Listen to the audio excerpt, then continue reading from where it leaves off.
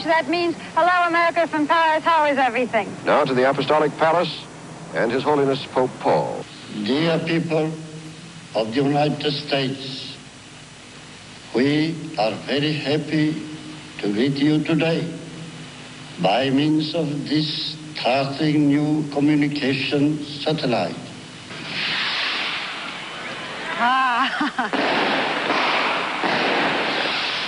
And good morning. This is Today in Romania. Astas in Romania. I'm Hugh Downs here for this first visit of Today to the Orient.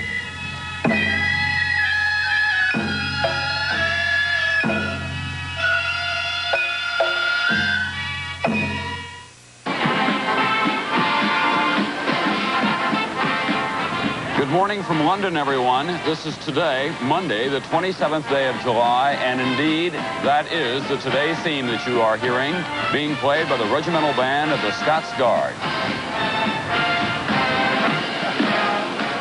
It's many a mile to many a faraway place. Today has traveled in 30 years. Those were only a few of the many. And here in New York today, we are celebrating our 30th anniversary. It's January 14th, 1982. I'm Bryant, Gumbel, and very pleased to be here along with Jane Pauley and Jean Shalit. We've traveled in style over the years, Oh, too, we really have. This is a public trust, and Willard Scott. Good morning. And we've got a lot of very special folks to meet in this half hour. Coming along to join us in our birthday celebration, Barbara Walters, Hugh Downs, Joe Garagiola, Jim Hartz, Tom Brokaw. Yeah, I remember him. All joining in our 30th anniversary celebration. But you know, there were not many times during Barbara Walters' years here on the Today Show when she could not hold her own with a guest, however important or self-inflated. But I can remember a time, Barbara, you got to watch this now. We got to get a monitor over here. One time, a really tough subject almost got the better of Barbara Walters. Look. No, it's a day's Let me give him his food and then we'll talk. Dogs all over America will surely be getting a lot more fresh air and sunshine and more exercise, too, so they'll be working up a pretty hefty appetite for their favorite food. And what could be more natural than Alpo? Alpo has lots... You can still do that commercial, couldn't you? I came in here and somebody said to me, we've got the dog waiting. You know, I know you're not... When you're a news person, you're never, you're not supposed to do commercials. Right. But they were fun, and you know, the audience understood, and I wasn't so crazy about that particular dog. Well, you may not even know this to this moment, but whenever a dog came in for a commercial... That's for me. We always told you the dog's name was Rory. Okay. What was it like to be a woman writer on the Today Show? Oh, my. Well, you know, the first thing was, it was a very different time. And it was before the women's movement and before a lot of things had happened. And I have to say, when I watch the women now and see Jane, you know, I don't want to sound like the old, but I feel very proud of them because times have sure changed. Was it harder for you? Well, first of all, we had one female writer on the show, and I mean only one. If she left, they hired another female, but there were never two females, so there was only one woman, and you only could write women-type stuff. It was a producer whose name was Shad Northshield, who's now at CBS, who said, Barbara can write anything. You know, she can do what the men can do. And so I began to write regular features. I wrote for Dave Garroway when Hugh was here. In the beginning, I was still a writer, for John Chancellor. And then little by little, they began to use me on the air as the Today reporter. Up until then, it had always been, you remember that expression? Today girls. You did the weather, you did the teapot. They were beautiful, they were smart, they were mostly actresses and models, but they didn't get a chance to do the serious stuff. And you were the first one who did. And we're going to talk about that in a moment with another surprise guest. First, this is Today. You've heard me say this before, on NBC.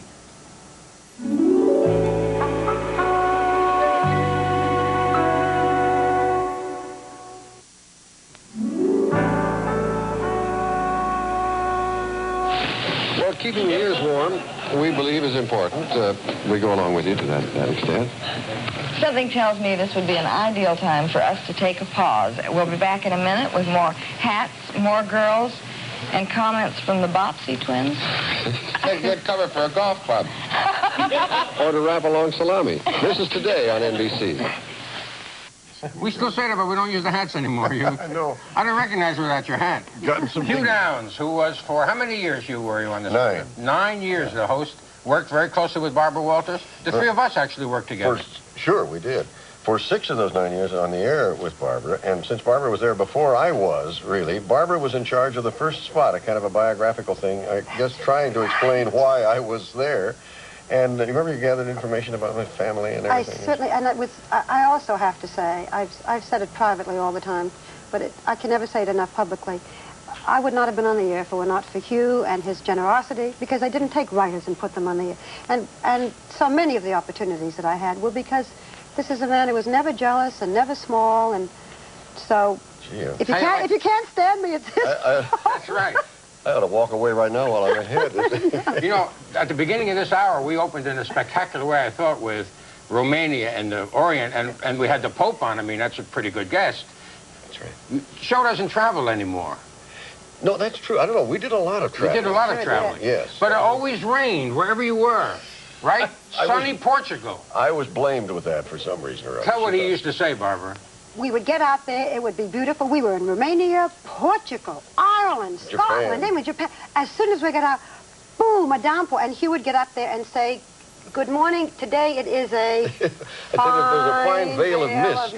Over the, because, you know, you don't want to minimize. The Chamber of Commerce beats on you if you make it look like you're getting too. During the years when Barbara was working with Hugh Downs, you got a reputation as being a very aggressive newswoman who asked belligerent questions and humiliated the lovely women of our land. I remember you asked Mrs. Eisenhower about her drinking problem. You asked Lady Bird Johnson about her husband's love of women, and everybody attacked you for that. No.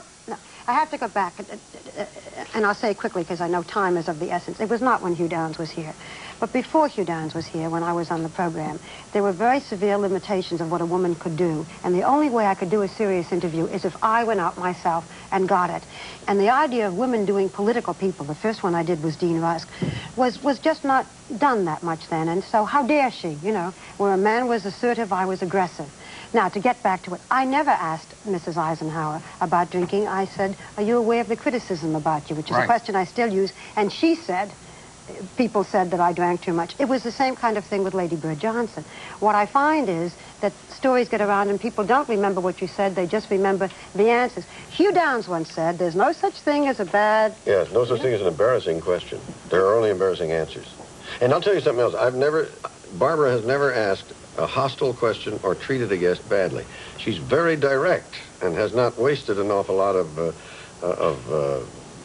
effort on the lubrication of tact. Right. She goes right to the point. Can we tell you we're together again? I want to show you an example of lack of tact. This is Today on NBC. Goodbye.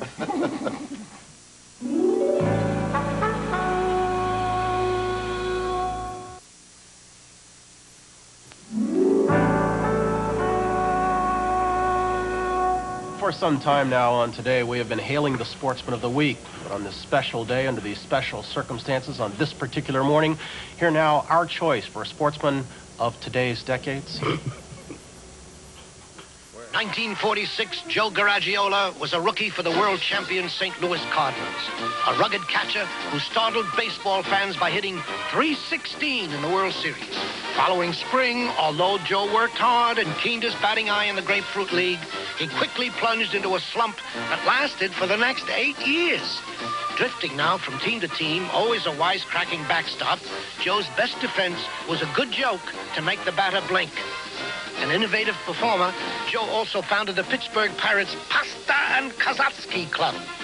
Nobody... That's really rotten. You had a lot less powder and a lot less hair then. Yeah, well, I was on a lot less team, too. You came along and joined this. What were you doing here? What was your role as you saw it? Oh, work with the guys, went for the coffee and all that stuff. No. I was the blowout patch. I was the sports guy, and Hugh and Barbara were there, and what did I do, Barbara?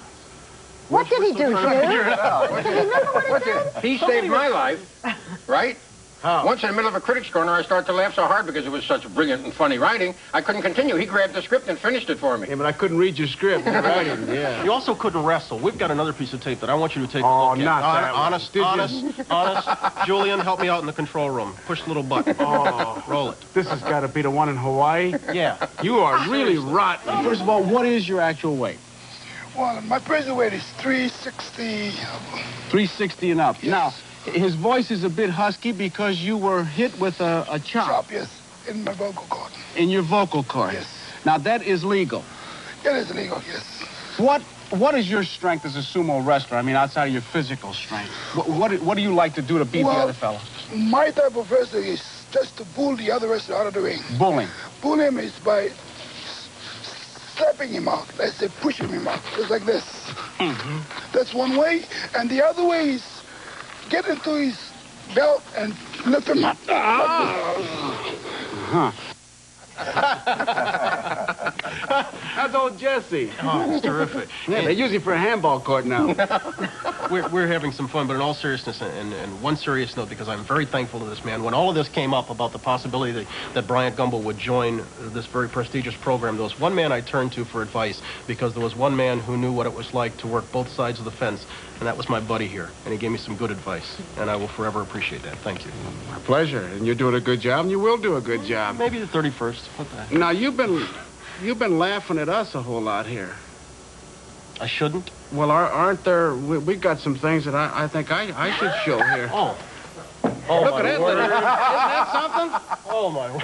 Well, let's see that again. It just went off. Oh, and there's Bryant right there. Wasn't he a cute little one? My bar mitzvah picture. Don't try to. There he is. And there she is, little Janie, yeah. Where were you in 52? Where were you in diapers, huh? Yeah. You know, if I say we'll be back, don't go far, you have to think of one man, a man that most everybody here but me had the pleasure of knowing and working with. He set real high standards for this program, and I'm talking, of course, about Frank McGee. He was succeeded on this program by Jim Hartz, who has some things to say about Frank. Thank you, Jane. Frank McGee was a close friend of mine. He and his wife, Sue, were godparents to my younger daughter, Nancy. Frank and I both grew up, though not together, out in Oklahoma. Frank's formative years were spent in the Dust Bowl days in the 30s, and those are the kind of conditions that either break you or make you very tough, and Frank was a very, very tough man. He was just the right age when the World War II came along to serve 5 years in the Army. He did his journeyman television work in Oklahoma City first and later in Montgomery, Alabama. By the time that Frank was hired by NBC, there were two McGee youngsters, Sharon and Mike. He came to NBC News in 1956 in Washington. 2 years later, Frank was transferred to New York, where he worked until his death in 1974.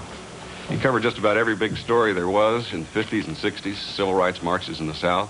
He was one of the original network correspondents assigned to the space program, and he lived with a new generation of Americans during the war in Vietnam. Frank was the host of the Today Show from 1971 to 1974. Really two Frank McGees. As a reporter, he was all business, no nonsense, nothing fancy. On camera, he was blunt, sometimes abrasive, but he never lost what one critic called his ministerial dignity. Away from here, though, down on the farm in Virginia, Frank was relaxed and warm and funny.